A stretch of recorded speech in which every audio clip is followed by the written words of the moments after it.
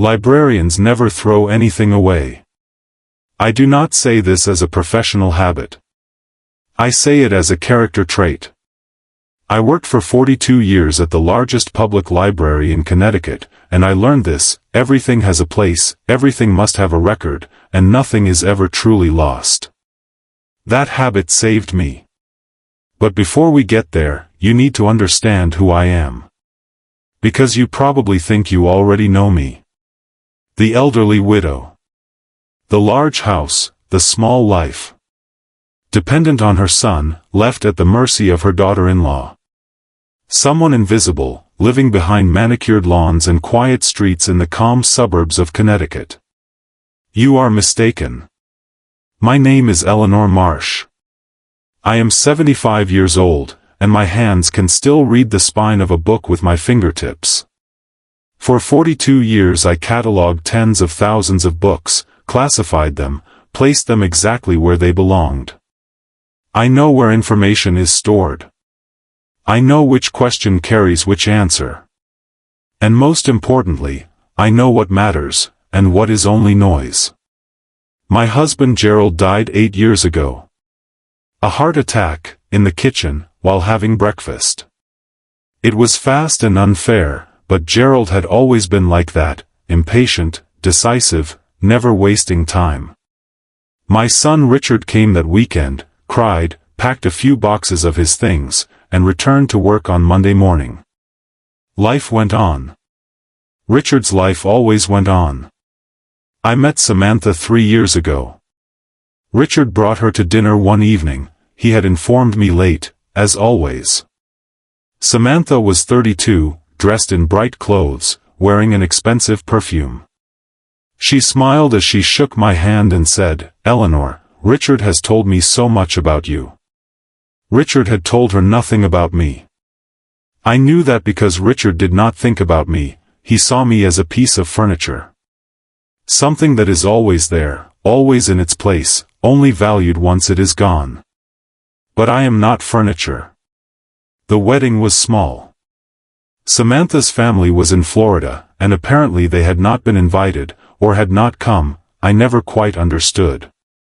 Richard and Samantha moved into my house, because in Richard's words it was practical. In Samantha's words, it was temporary. 18 months have passed since that day, and temporary has taken on a permanent shape inside this white-columned house in one of Connecticut's most affluent suburbs. Let me introduce you to the house. Gerald and I built it together over 30 years, wall by wall, room by room. The oak countertop in the kitchen was sanded by Gerald's hands. The bookshelf in the living room was the last project he completed before he died. It is still slightly crooked, the left side a little lower. I never had it fixed. I like the crookedness. It is not a reminder of perfection, but of effort. Samantha has been talking about renovating the house since the first month. I am telling you this because I want you to understand what is being attempted to be taken here. Not just a house. Not just money. A life of 40 years. Gerald's crooked bookshelf, the kitchen counter, the memory that has settled into every corner of this home. And someone was trying to erase it. At first, I noticed it slowly. When I woke up in the mornings, my legs would feel numb, at first lightly, then for longer periods. My mind felt foggy, as if my thoughts were coming through glass. I went to the doctor. He ran tests. "Eleanor," he said, looking over his glasses, "everything looks normal for your age." Normal. 42 years of cataloging taught me this. Normal is the most dangerous word. Because normal is the moment you stop looking. I did not stop looking. We'll take a very short break. If you don't want to miss new stories, please subscribe to the channel. I began keeping a journal, librarians do. Which mornings were bad, which mornings were good. What I had eaten, what I had drunk. Who was in the house, who was not. After 2 weeks, a pattern emerged. Clear, classifiable, catalogable. All the bad mornings had one thing in common in the afternoon before. Tea. I had always made the tea myself. For 40 years, every morning, every afternoon for Gerald. English style, with milk, no sugar. Earl Grey, the scent of bergamot always reminded me of the back room of the library, mixed with the smell of fresh paper from newly arrived books. Small pleasures. Small rituals. These are the things that keep a life standing. 3 months after Samantha moved in, one day she came into the kitchen, saw me making tea, and said, "Eleanor, let me do that." She was smiling. Richard was there too, looking at the newspaper. "How thoughtful," he said, without lifting it. So I let her. Why did I let her? Because I was polite. Because a 72-year-old woman telling her daughter-in-law, "No, I can make my own tea," would seem small and stubborn. Because I wanted Samantha to feel comfortable in this house, at least, that is what I thought at the time. Now, when I think back to that moment, I see only this: a door opened. And I opened that door myself. My journal told me this: numbers, dates, notes. Librarians speak with numbers, not with emotions. 8 weeks of records. 90% of the bad mornings followed afternoons when Samantha made the tea. The good mornings were either days when Samantha was not at home, shopping, beauty salon, those vague appointments, or the rare moments when I made the tea myself. What does a librarian call such a pattern? Correlation is not proof. I know that. I taught that, for years, to students doing research, those who clung to the first source they found. One source does not confirm, I would say. Test the pattern. So I tested it. One Tuesday afternoon, Samantha came into the kitchen, as usual. "Shall I make your tea, Eleanor?" she said, as usual. I said, "Thank you, Samantha," as usual. But that day, I did not drink the tea. I found a moment and poured it out, into the sink, slowly, while Samantha's back was turned. I left the empty cup on the table. That night I slept normally. The next morning, my legs were clear, my mind without glass. One data point is not proof. I repeated it. Over 3 weeks, on 8 separate days.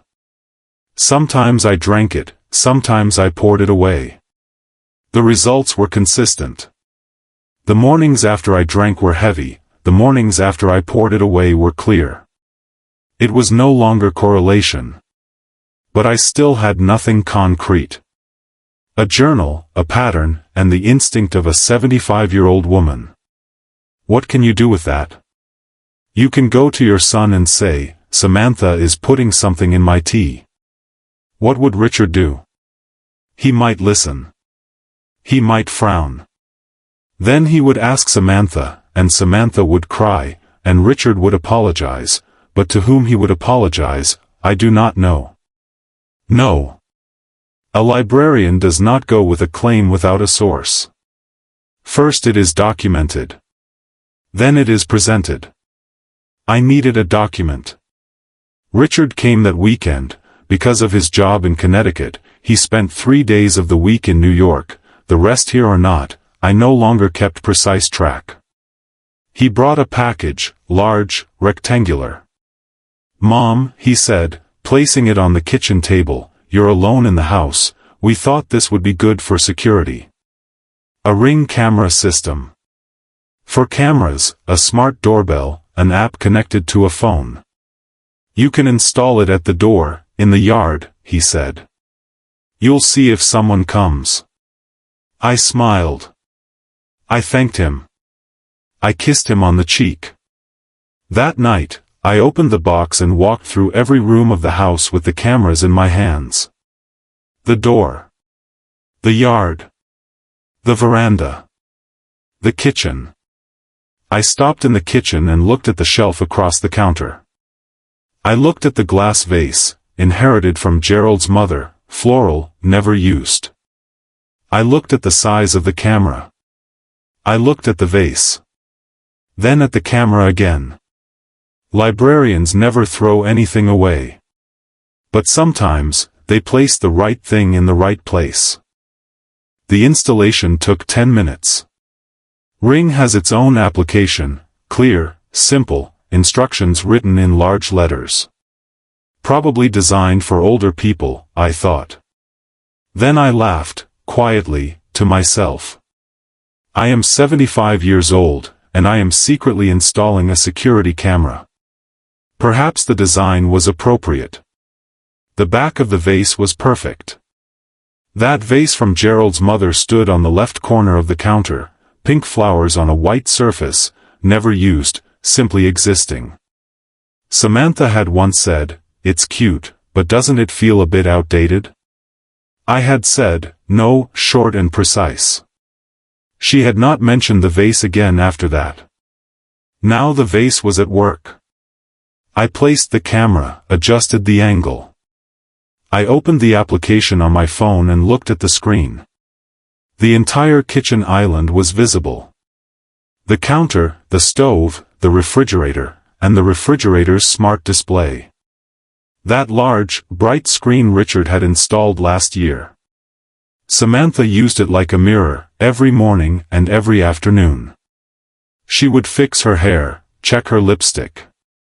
The screen was just to the left of the camera. When I noticed that, I paused for a moment. Librarians do not believe in coincidence, everything has a classification, even chance. But this arrangement was so precise that I almost laughed. Almost. I tested the camera, for 3 days. I watched the morning recordings, the afternoon recordings. Samantha moved in and out of the kitchen, opened the refrigerator, checked her phone. Normal movements. I recorded as well. You cannot know what is abnormal without knowing what is normal. 42 years of cataloging. The 4th day was a Thursday. Richard had left early for New York. The house was quiet, the kind of silence I had grown used to after Gerald, but this was different. Gerald's absence carried sadness. This silence carried something else. Tension, perhaps. Or simply waiting. At 2 in the afternoon, I went upstairs to the bedroom. Not to read, I could not read in those days, the brain fog made it impossible, and that angered me more than my legs did. A life of 42 years with books, and now I could not follow a single page. I lay down. I did not hold the phone. That day, I wanted to stop. All of this cataloging, the patterns, the journal. Perhaps Richard was right, perhaps I was aging, perhaps if the tests were normal then I was normal, perhaps a librarian's mind begins to produce conspiracies after retirement. Perhaps Samantha was simply a daughter-in-law who made tea. I slept for an hour. When I woke, my legs were heavy. I had not yet drunk tea that day, Samantha had made the offer earlier, and I had said later. So this heaviness was something else. Age, fatigue, grief. These were real as well. I went downstairs. The kitchen was empty. Samantha's bag was still on the hook, she had not left. I checked the living room, she was not there. I looked into the yard, she was not there. I looked at the phone. The application was open. The kitchen camera, live feed. Samantha was standing at the kitchen island. I will describe that image to you. Not emotionally. Like a witness. Because I do not wish to tell you what I felt at that moment, it does not deserve that. I will only state what I saw, classify it, record it. That is what librarians do. 1547. Samantha was standing at the kitchen island, her back to the door. She was wearing the beige cashmere sweater she had worn that morning, the one Richard had bought her last birthday. I knew the price because I had taken the box out of the trash, not out of curiosity, but out of habit. Librarians read labels. $480. 2 cups stood on the counter. My blue floral cup and her plain white one. Earl Grey bags were inside, the water had not yet been poured. Samantha was filling the kettle, step by step, as always. Then she stopped. She looked at her phone. A message, perhaps, I do not know. The screen was not visible. But she did something else. She slid her finger across the screen, let it go, then placed the phone face down on the counter. And she reached into her pocket. Right pocket. The right pocket of the sweater, cashmere, deep, invisible. What she took out was small. Very small. At first I could not see clearly on my phone screen. I zoomed in. The Ring application allows zooming. I had learned that during the 3-day testing period. Transparent. Small. With a cap. A vial. Or a pen. At that moment I could not determine exactly what it was, but the movement of her hand was clear. She leaned over the cup, her back still to the door, and poured something. A single motion, quick, decisive. A practiced movement, a habitual one. It was not the first time. I understood that immediately. I did not tremble, I did not cry. I simply understood, quietly, with clarity. One catalog closed and another opened. Samantha put the vial back into her pocket. Then she turned. She looked at the refrigerator's bright screen, that wide, black mirror. She fixed her hair with her right hand. Pressed her lips together, checked her lipstick.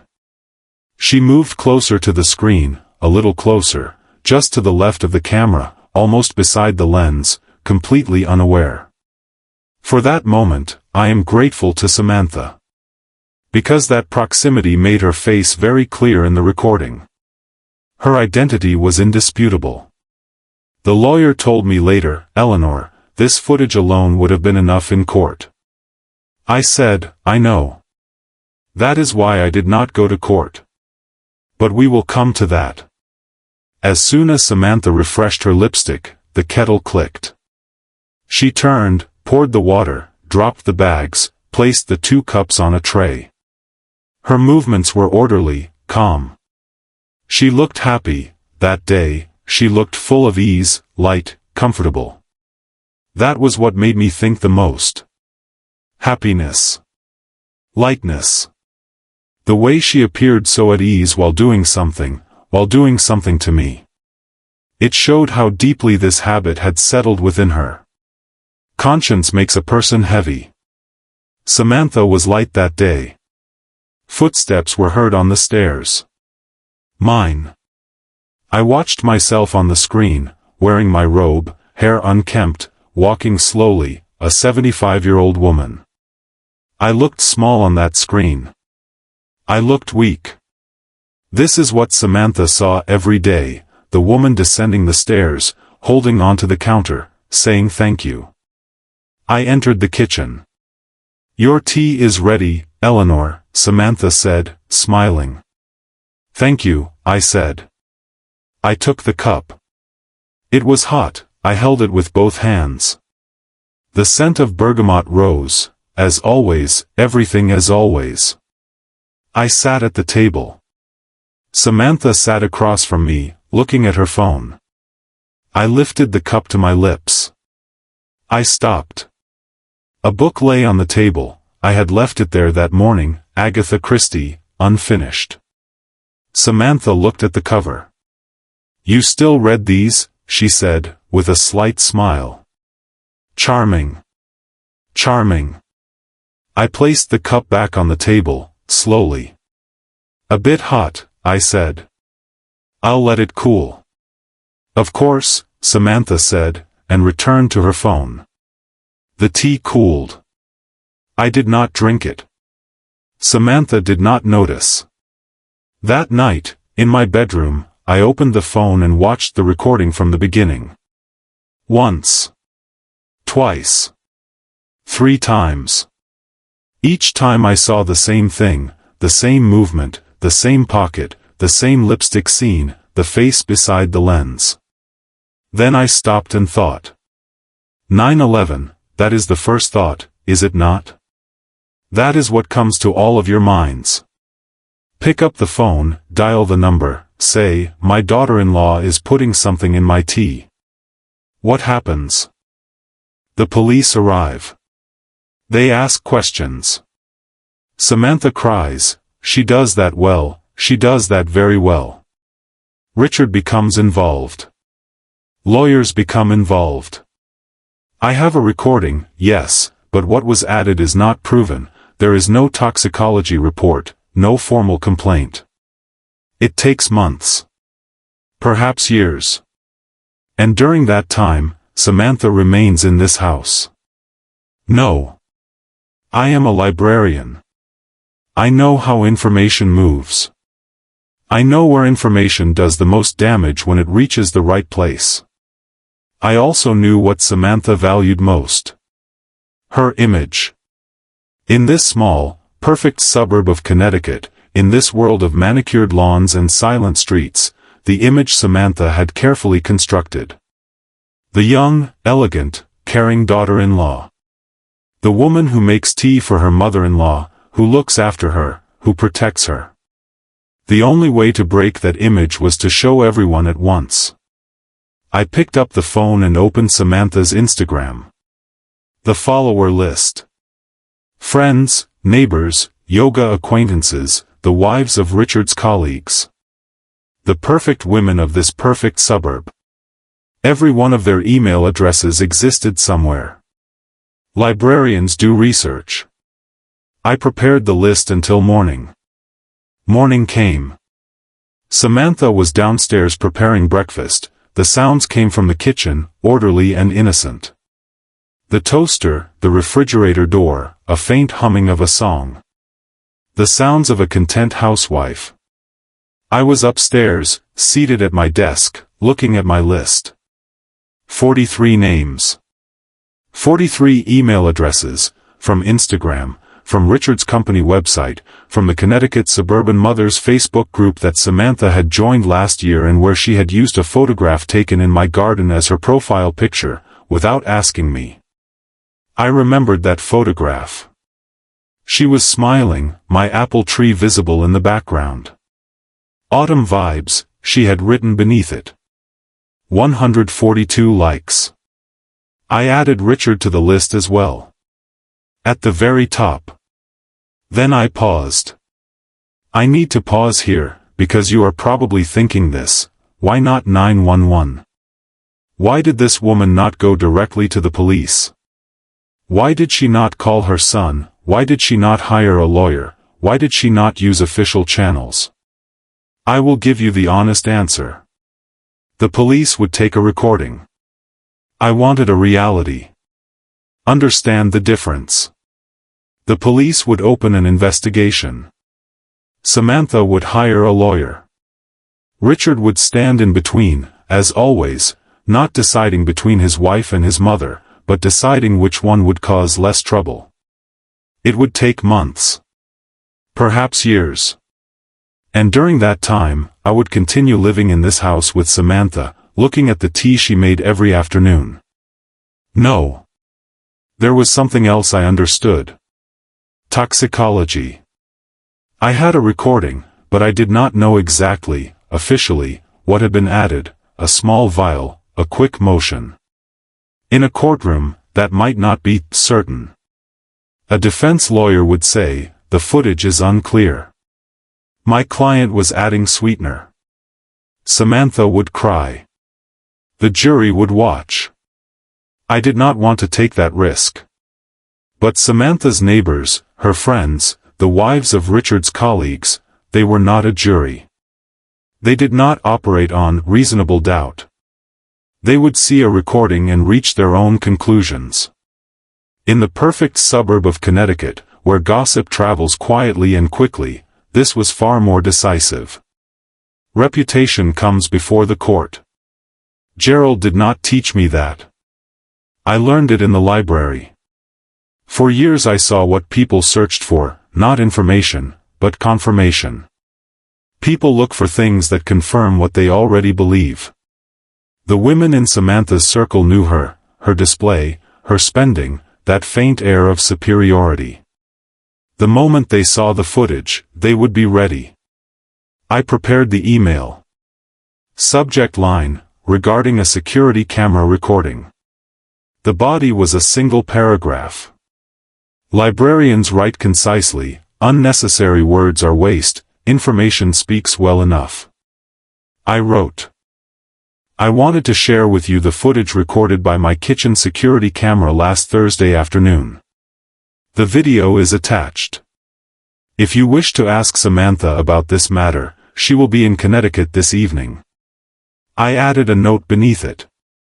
The tea tasted a bit bitter today. Would you like to sweeten it? Signature, Eleanor Marsh. I paused. My finger hovered over the send button. 43 recipients, 1 video file, 1 note. There would be no return after sending, I knew that. Samantha's life would change, Richard's life would change, my life would change. Dominoes. I thought of Gerald. Gerald was cautious. Gerald would say, step back, think again. Gerald liked compromise, liked peace, liked silence. But Gerald was gone. And since he had gone, I had been slowly erased in this house, first mentally, then physically. Every morning my legs a little heavier, every afternoon my mind a little more clouded, at the end of every day looking at Gerald's bookshelf, the tilted left side, asking myself, when does this end? It did not end. It would not end unless I ended it. I sent it. It was 9:14. I placed my phone on the desk and went downstairs. I entered the kitchen. Samantha was eating toast, looking at her phone. She smiled when she saw me. Good morning, Eleanor. Shall I make tea? No, thank you, I said. Today I will make it myself. I filled the kettle. Took my Earl Grey bag. Prepared my cup, blue floral, Gerald's birthday gift from 30 years ago. I sat at the table, across from Samantha. And I waited. Samantha was looking at her phone. I was drinking my tea.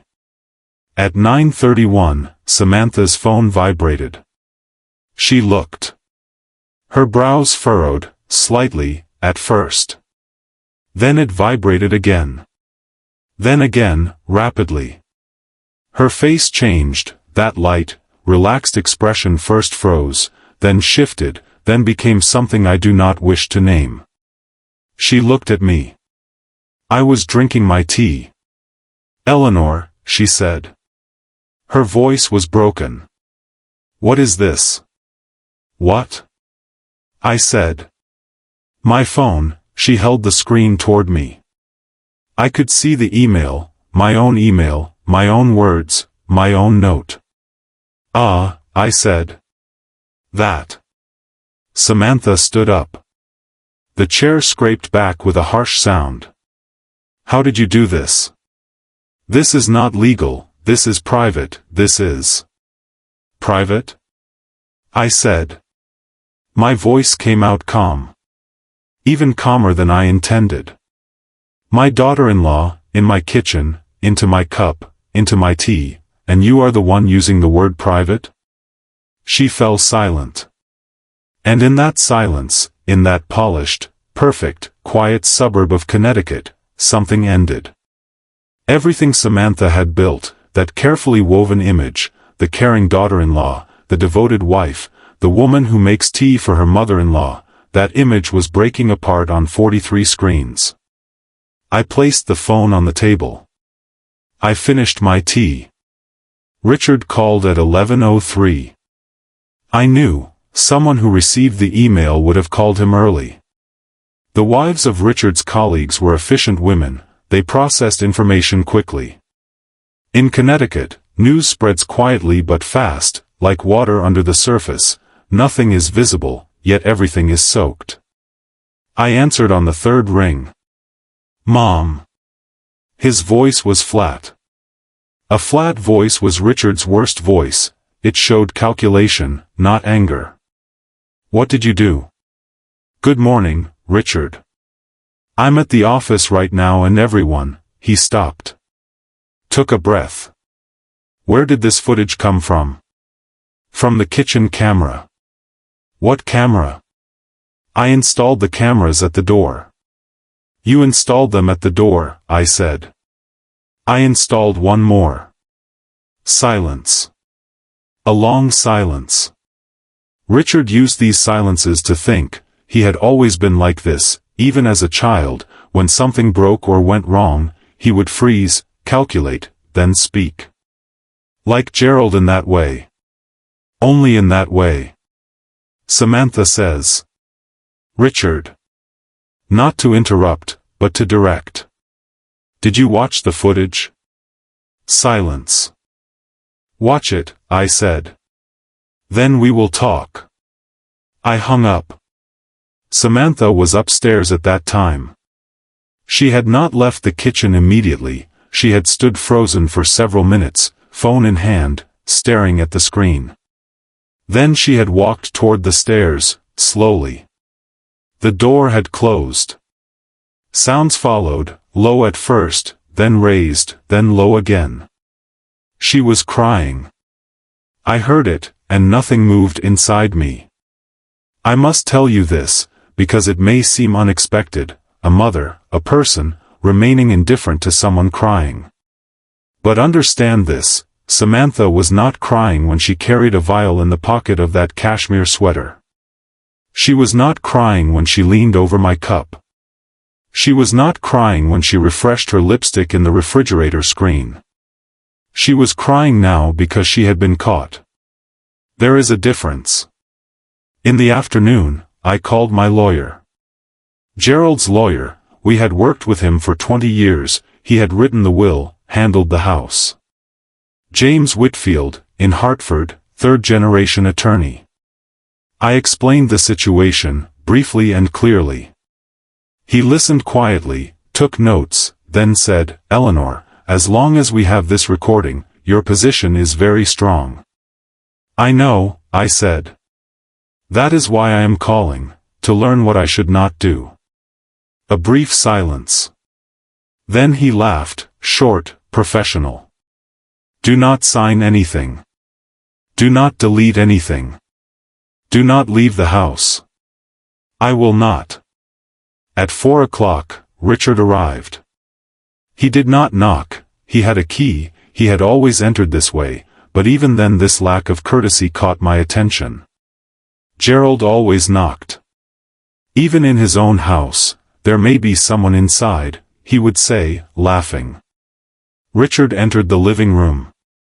I was seated in my armchair before the bookshelf, Gerald's tilted bookshelf, the left side still slightly lower. I removed my glasses and looked at my son. His face was tired. His tie loosened, his hair disordered. Richard's hair never became disordered, not even at the office. This detail told me something. The day had been heavy for him as well. Good. Sit, I said. He sat. In the chair across from me, Samantha's chair, where she sat every evening. I do not know if he noticed that. I watched the footage, he said. And? He placed his hands on his knees. And, it's clear. Yes. Samantha says it was sweetener. Something about her diet, she forgot to tell you. Richard. He stopped. My son. I used that word carefully, I had not used it in a long time, had not addressed him that way. I have an 8-week journal. Which mornings I woke, how my legs felt, how my mind was. The pattern is clear. I sent it to James, there is a copy now, the original is with me. I also have records of the days I did not drink the tea for 3 weeks, those mornings were normal. I have a blood test appointment tomorrow morning for toxicology. My doctor has already filed the request. Richard buried his face in his hands. He remained that way for a long time. I continued to wait. Librarians wait, even the most impatient reader eventually asks the question, cannot endure silence. "What do you want?" he said finally, his hands still on his face. "Samantha will leave this house. Today." He lowered his hands. His eyes were red, he had not cried, but he was close. I saw that, and I felt something, small and warm, somewhere. I still loved my son. That had not changed. But some things come before love. "Mom, if this goes to court." "I do not want it to," I said. "Samantha leaves, you leave, this ends. I will not file a formal complaint. But if she stays in this house one more night, James will be here tomorrow morning with the papers." Richard stood. Slowly, heavily. He adjusted the end of his tie, a habit, meaningless. Then he looked at the bookshelf. Gerald's tilted bookshelf. A book on the left side had slipped out, hanging, I had not noticed. "Why didn't you tell me?" he said. "Why didn't you come to me?" I had expected that question. "If I had come to you, what would you have done, Richard?" He did not answer. "Exactly," I said. He walked to the stairs. Went up, the door closed, voices followed. Samantha's raised voice, Richard's flat voice. It lasted long, more than half an hour. Then the sound of a suitcase. Wheels descending the stairs. Samantha passed in front of the living room. She did not stop. Did not look. She simply passed, in that beige cashmere sweater, with that expensive bag, her eyes fixed ahead. The door opened, closed. Richard stood at the door, keys in his hand. "I will also," he stopped. "I will stay at a hotel for a while. I need to think." "Think," I said. The door closed. The house became silent. Not Gerald's silence, that full, heavy silence. This was different. Lighter. As if the air inside the house had changed, like a window had been opened after a long time. I went to the kitchen. I filled the kettle. Took my Earl Grey bag. Took my blue floral cup, Gerald's gift, from 30 years ago. I brewed my own tea. I sat at the table and took the first sip. Bergamot. Warm. Complete. The toxicology report took 14 days. During that time, I did two things. I brewed my own tea, and I continued to wait. Librarians know how to wait. The best books are not read in haste, the most important information arrives with patience. The result came on a Tuesday morning. James brought it personally, not by email, but printed, signed. He sat at my desk and placed it in front of me. Zolpidem. A sleeping medication. Prescription-based, strong, with cumulative effects, meaning it builds up in the body, small daily doses creating a larger impact over time. Symptoms: leg numbness, brain fog, loss of balance.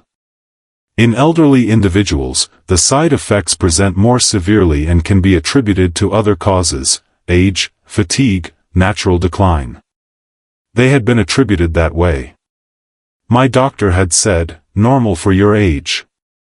My doctor had been mistaken. But he was not guilty. I, too, had said, I am aging, to myself, not to accept it, but because I had not yet catalogued the other possibilities. Now it was catalogued. James closed the file. Eleanor, with this report and the footage, the case is strong. The prosecution would be interested. I know, I said. Do you want to proceed? I had thought about that, for 14 days, while drinking my tea, while looking at Gerald's bookshelf. What did proceeding mean? Samantha being tried, a courtroom, Richard standing at the witness stand, the Connecticut papers on the front page. Months, perhaps years. And in the end? Samantha would receive a sentence, perhaps. The legal system is built on, perhaps. James knows this but does not say it. I know it. Librarians read systems. The legal system is also a catalog. Every item has its place, but not every book is found. No, I said. James set down his pen. Waited. Samantha's lawyer called yesterday. A settlement offer. What did they offer? They want me to waive all legal rights, in exchange for a formal apology, medical expenses covered, and, I paused. A non-disclosure agreement. James raised his eyebrows. A non-disclosure agreement is not in their favor, Eleanor. The footage is already with 43 people. I know. I placed my hands on the table. That is why I declined. James smiled, this time longer, more genuine. Then what do you want? I took out my list. Written on paper, by hand, a library habit.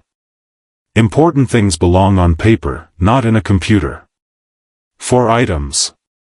First, Samantha will not work in any position in Connecticut that requires medical licensing, any role with access to medication. James could secure this as part of the settlement terms. Second, all medical expenses, past and future, will be covered by Samantha. The long-term effects of zolpidem accumulation were not yet fully known. James would obtain an expert report. Third, Richard.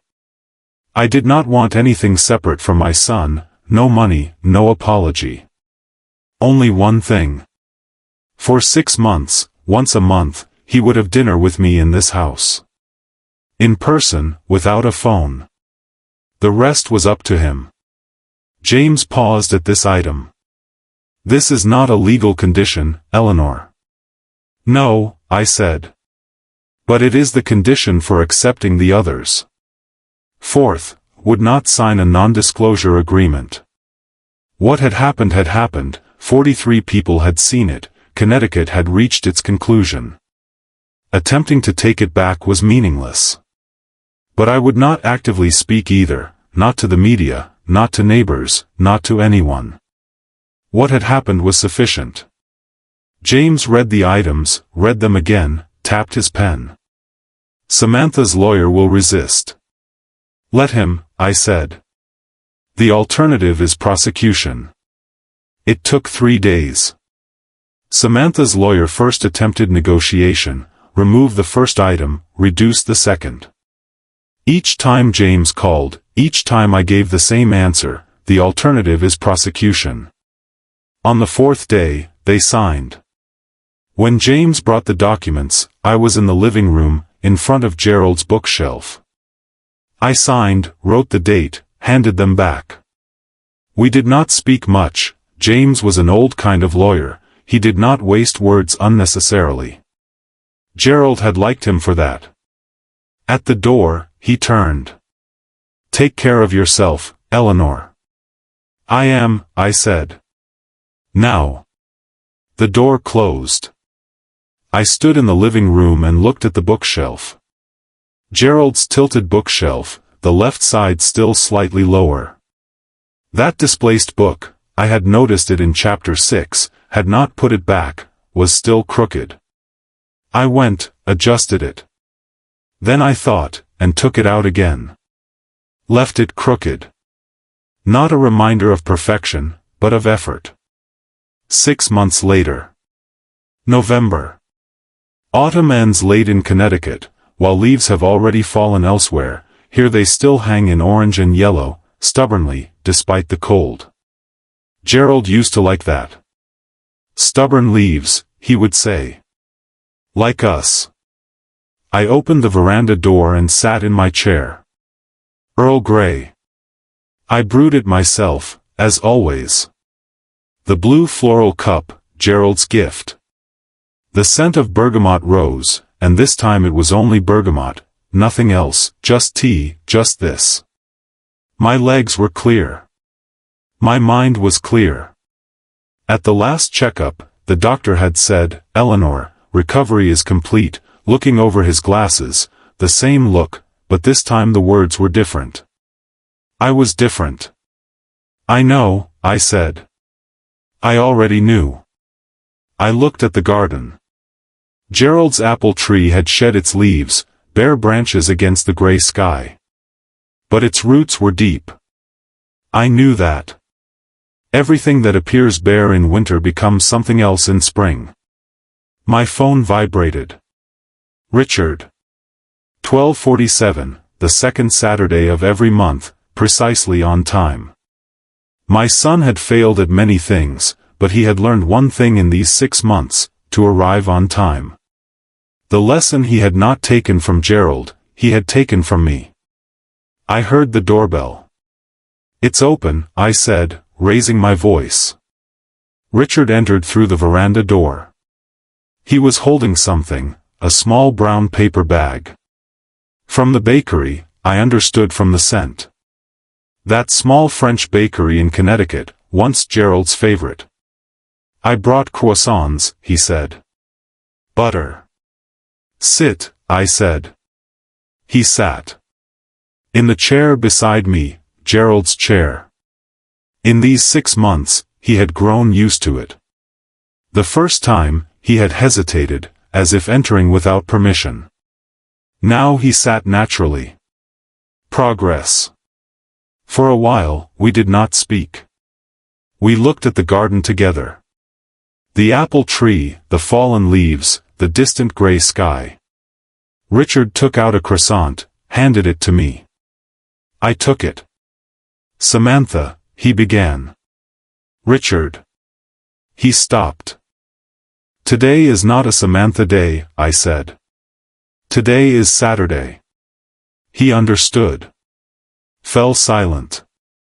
That too was progress. 6 months ago, Richard could not endure silence, would fill it with words, with news, with excuses. Now he sat and looked at the garden. He resembled Gerald in that moment. Only slightly. But it was enough. I ate my croissant. I drank my tea. The November sun was low, weak, but it existed. I could feel it on my face, faintly. That is how winter sun is in Connecticut. It does not warm, it only reminds. I knew very little about Samantha, and I did not wish to know more. James had mentioned briefly once, she returned to Florida, with her family. That was enough. Some stories, once closed, do not need to be opened again. I knew more about Richard, because every second Saturday of the month he was here, and sometimes we spoke, real conversations, without calculation. He was going through a difficult period at work. He told me this, on the 3rd or 4th Saturday, hands on his knees. "I made some bad financial decisions," he said. "With Samantha." "I know," I said. "Did you know?" "No." But I was not surprised. He had gone silent. Then lowered his head, in the way Gerald did when thinking. That moment had stopped me.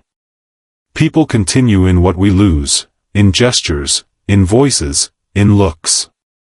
Gerald had not completely gone. He was in my son's shoulders, in his hands, in the way he thought. It was beautiful. Painful, and beautiful, at the same time. I returned to the library at the beginning of that October. As a volunteer, 2 days a week, Tuesday and Thursday mornings. There was a young librarian, Maya, 28, who wanted to change the cataloging system, to move everything into digital form. She had asked my opinion, politely. "Digital is good," I said. "But the physical record must remain." "Why?" she asked. She was genuinely curious, without condescension. "Because systems collapse," I said. "Paper does not." She laughed. Accepted it. I laughed as well. I was sitting on the veranda now, Richard beside me, November sun on my face, tea in my hand. My phone vibrated, Maya, from the library. A note for tomorrow. A reading program for small children, which I had taken on. I replied. Set the phone down. Richard stood at 3, he always stood at 3 now, another new habit. He paused at the veranda door. See you next month, he said. See you, I said. He left. I was alone. But I was not lonely. I had understood that, on that Thursday afternoon, after sending the 43 emails, when I drank my tea freely for the first time. Being alone and being lonely are not the same. I had not known that when I lost Gerald. I had forgotten it when Samantha moved into this house. Now I knew. I looked at the garden one last time. The apple tree stood there, bare and silent, ready for winter. Its roots were deep, invisible and strong. Librarians never throw anything away. But sometimes, the heaviest burden, the most exhausting book, the darkest shelf, they close it, place it back where it belongs. And they continue. Thank you for listening to my story until the end. Please do not forget to tell us which city you are listening from. And if you subscribe to the channel, you will not miss the next stories.